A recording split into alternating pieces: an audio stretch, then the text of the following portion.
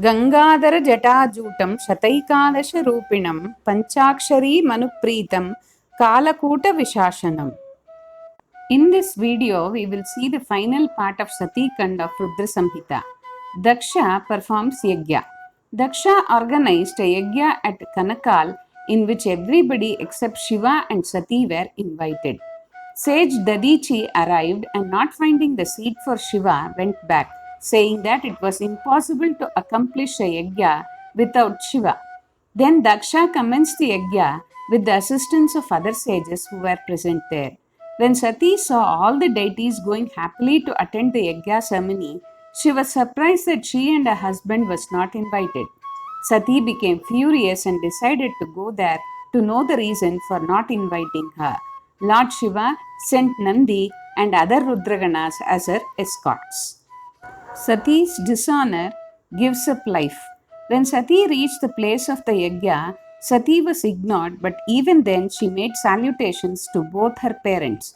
In the yajna mandap, she couldn't see the share of Lord Shiva.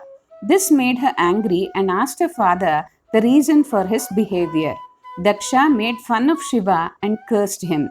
This made her furious and she declared that she would give up her life in everybody's presence. Then her mind was engrossed by the thoughts of Lord Shiva. Sati then sat in Padmasan and closed her eyes. By her yogic power, she united with Shiva and her lifeless body fell into the Yajna-kunda.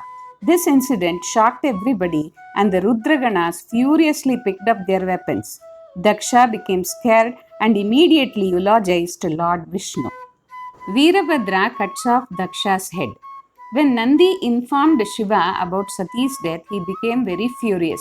He angrily pulled out a lock of hair and dashed it against the mountain, which got divided into two parts. From one part manifested the valiant Veerabhadra, and from the other part Mahakali.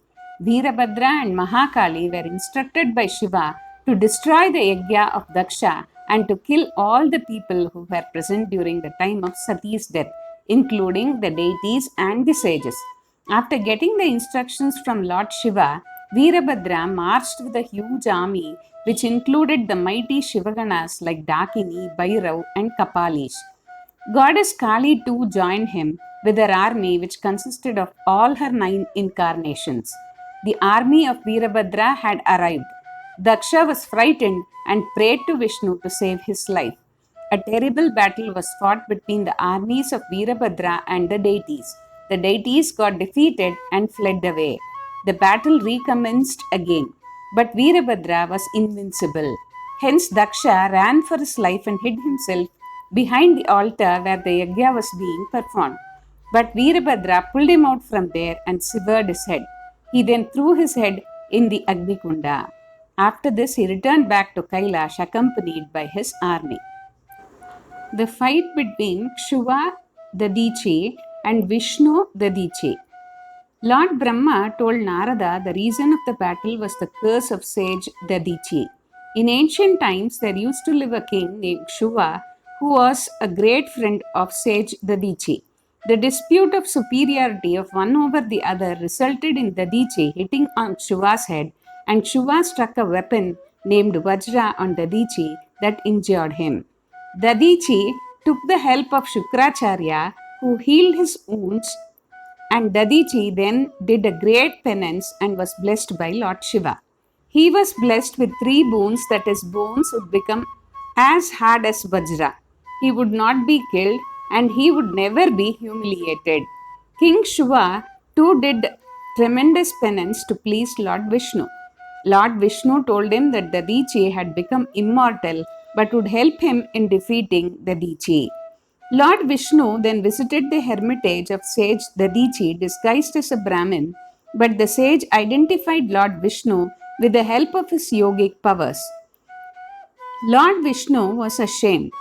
Shiva was advised by Lord Vishnu to go and act as if he had accepted Dadichi's superiority, but the sage did not believe Shiva's words.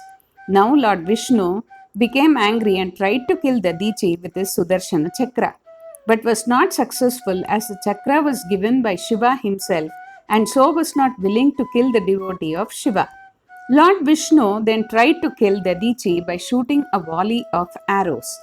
the deities too attacked with their weapons. Sage Dadichi threw a handful of kusha grass initiated with mantras towards them, which destroyed all the weapons of the deities. Then Brahma told the deities that it was futile to fight with Dadichi as he was invincible due to the boon given by Lord Shiva. Ultimately, King Shiva begged his forgiveness for his offense. Dadichi forgave him but cursed Vishnu, including all the deities, that they would be burned to ashes by the wrath of Rudra. This was the reason why all the deities and Lord Vishnu attended the yajna organized by Daksha and got defeated by Veerabhadra. Daksha revived and Yajna completed. The deities, after being defeated by Veerabhadra, went to Brahmaloka and narrated the events to Brahma. Brahma became very sad, so he went to take the help of Lord Vishnu to bring back Daksha to life and to complete the unfinished Yajna.